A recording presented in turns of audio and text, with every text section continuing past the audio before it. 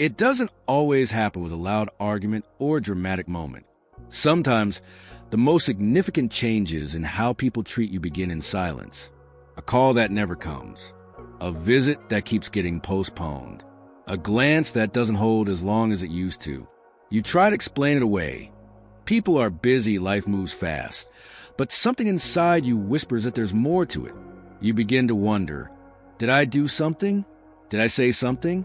Or worse, have I simply stopped mattering the way I once did? What makes this shift so difficult to grasp is how quietly it begins.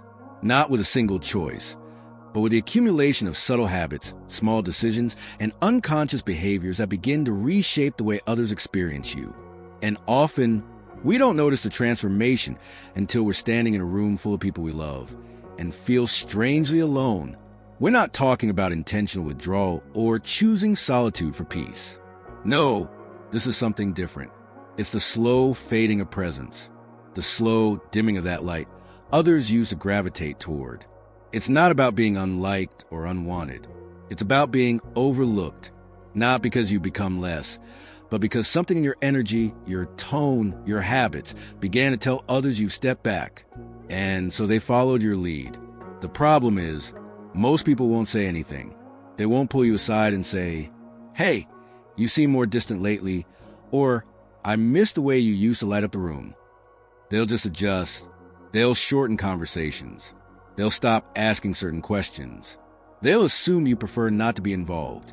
And the longer this goes unnoticed, the harder it becomes to reverse. What causes this slow disappearance isn't always dramatic. Sometimes it's rooted in kindness, in trying not to impose, in trying to let others have their moment. But over time, that restraint becomes misinterpreted as disinterest.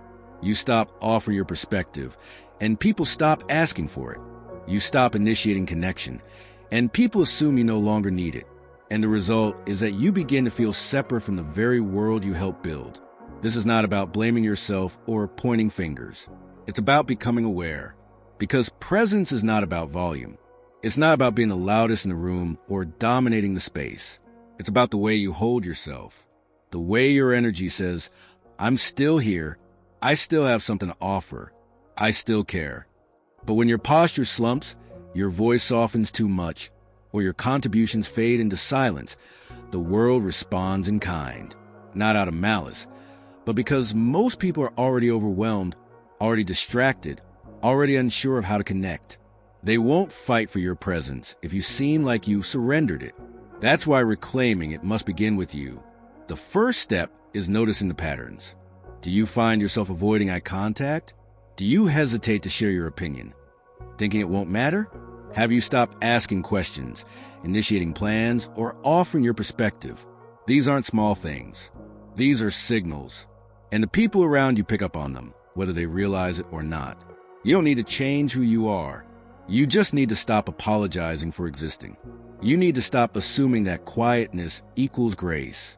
Because while silence has its place, so does your voice. So does your story. So does your presence.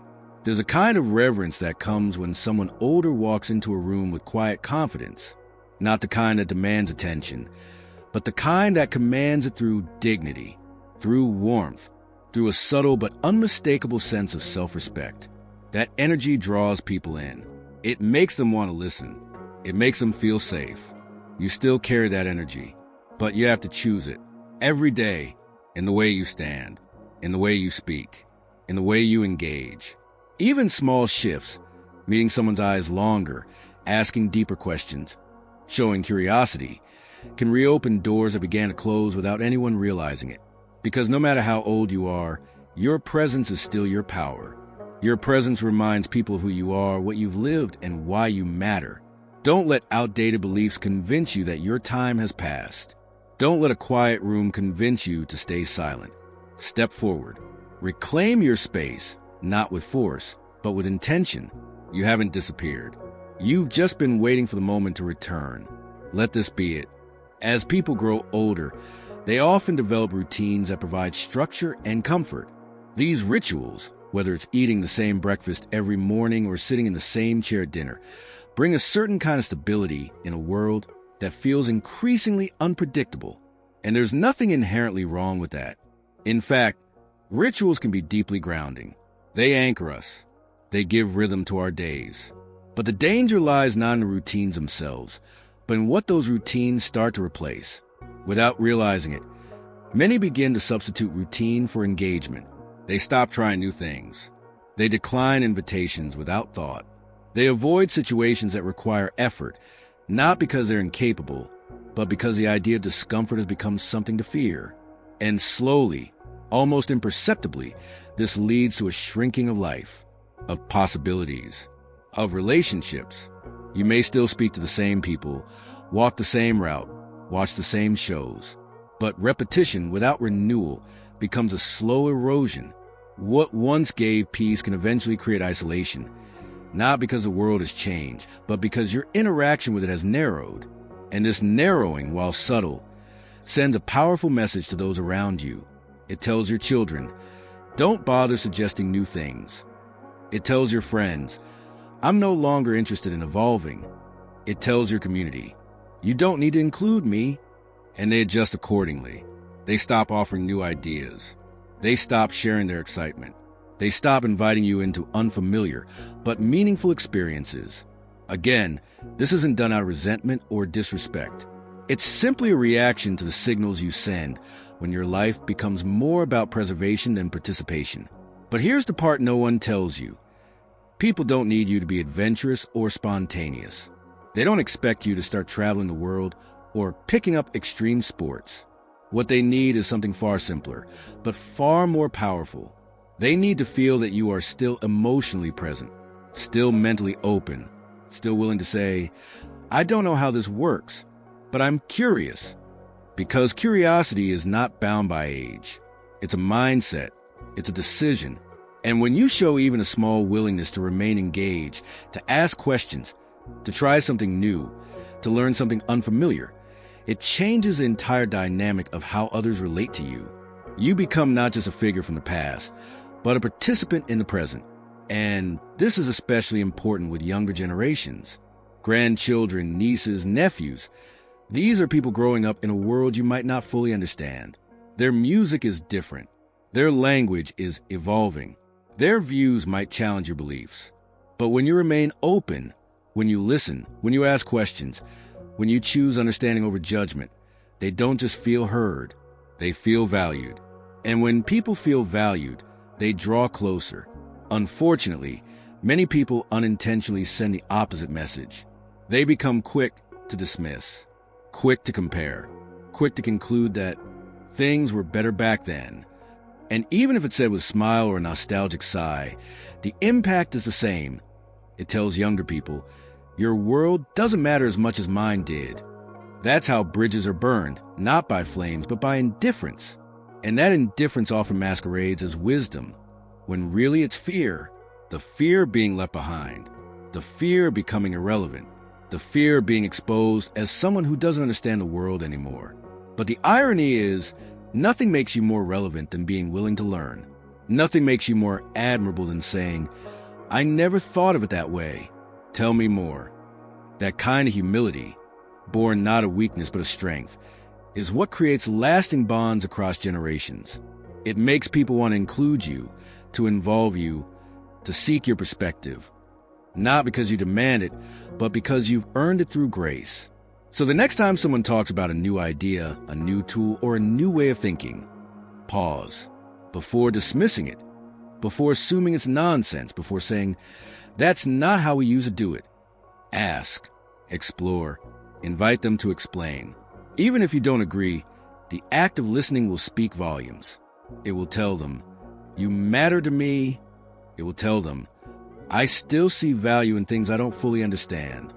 It will tell them, there is space in my world for yours.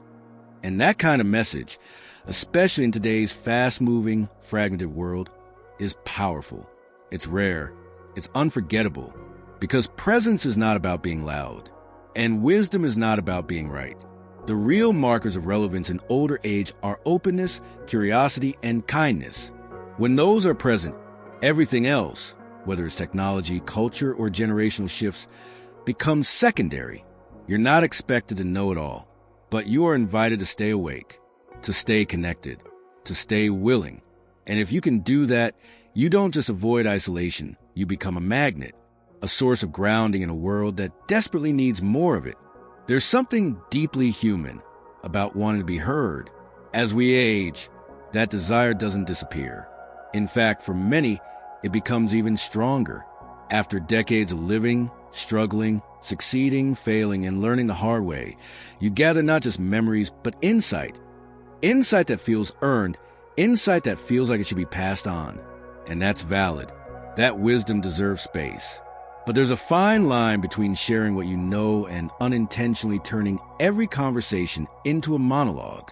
You may not even realize it's happening. A friend mentions something minor, and before they finish their sentence, you're already offering a story from 10 years ago about how you went through something similar. Someone starts describing a situation, and you instinctively jump in with advice, even if they never asked for it. The motivation comes from a good place. You want to help. You want to connect. You want to feel useful. But here's where things begin to quietly shift. The people around you, especially the younger ones, start to feel like they're being talked at rather than talked with. They stop sharing deeper thoughts, not because they don't trust you, but because they don't feel fully heard.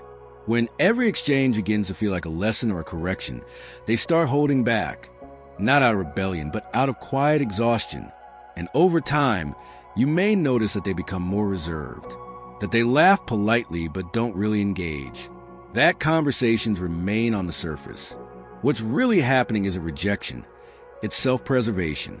People want to feel safe in conversation. They want to feel seen, not just scan for opportunities to be fixed. This is where one of the most difficult, yet most powerful shifts takes place. It's the transition from being the one who leads a conversation to being the one who holds the space. And that kind of presence, the kind that listens more than it speaks, has a gravity all its own. It's quiet, but it's magnetic. It draws people in because it doesn't seek to prove anything. It simply says, I'm here with you. One of the greatest gifts you can give those around you is the gift of full attention. Not the kind that's waiting for its turn to speak, but the kind that is deeply, genuinely present. It means resisting the urge to interject. It means letting someone finish their thought before offering yours. It means asking follow-up questions that show you're not just hearing words, but hearing meaning.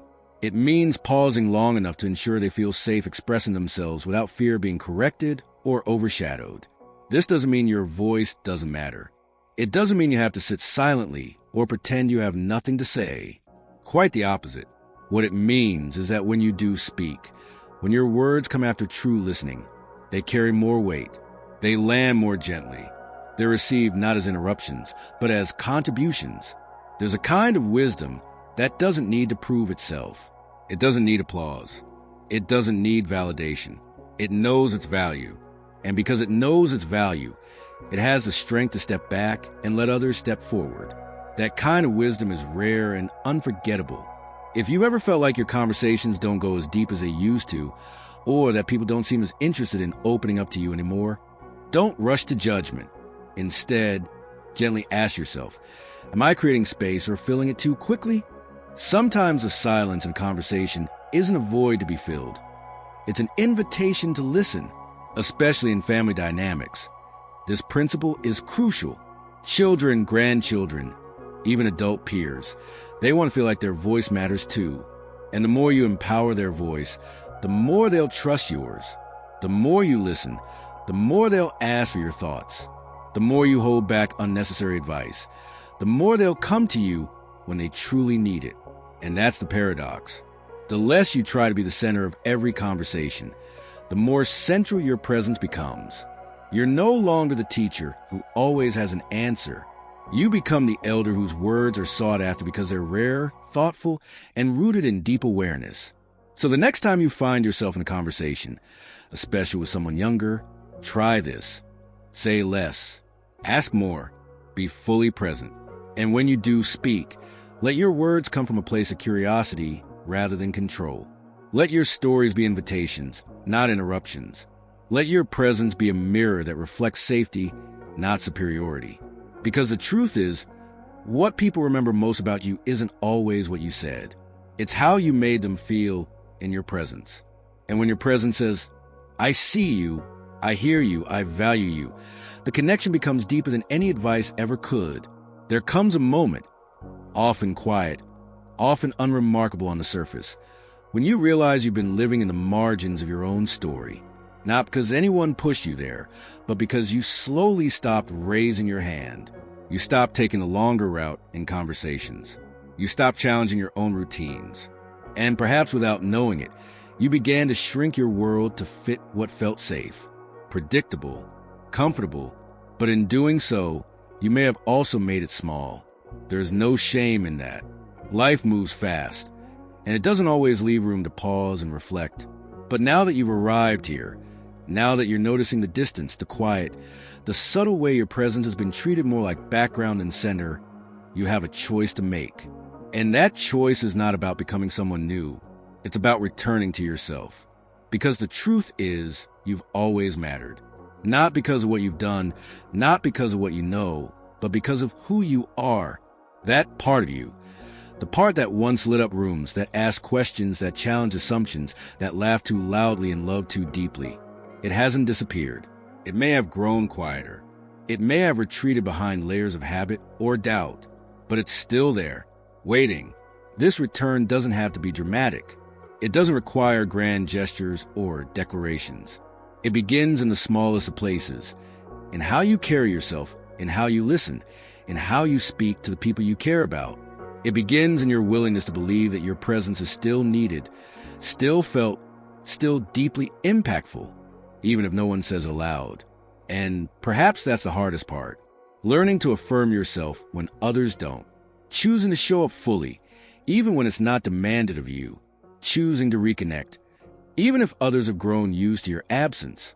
It takes courage to re-enter spaces where you once felt overlooked. It takes grace to do so without resentment. And it takes wisdom to know that the distance that formed can also be unformed, step by step, gesture by gesture, word by word. If you've been sitting in silence, thinking no one really notices whether you engage or not, know this. They do. They always have. People may not know how to say it. They may not know how to invite you back in, but they feel the difference when you're fully there, when you speak with warmth and intention, when you ask questions that show you're still curious about life, when you laugh at their jokes, even if they don't always make sense to you. That energy changes the atmosphere. It reminds them that you are not fading. You are evolving, still learning, still shaping your space in the world. Some people think growing older means becoming irrelevant, that their best days are behind them. But irrelevance doesn't come with age. It comes with disconnection. And the antidote is not chasing youth or pretending to be someone you're not. It's choosing to stay awake. Awake to your surroundings. Awake to your relationships. Awake to the fact that you still have the power to make people feel seen, valued, and loved. You may never be the loudest voice in the room again. You may not want to be, but you can still be the one people look to when they're unsure. The one whose silence feels full, not empty. The one whose opinion, when finally shared, carries quiet weight. That kind of presence doesn't scream. It doesn't beg for attention. It simply radiates. And people notice, even if they never say so.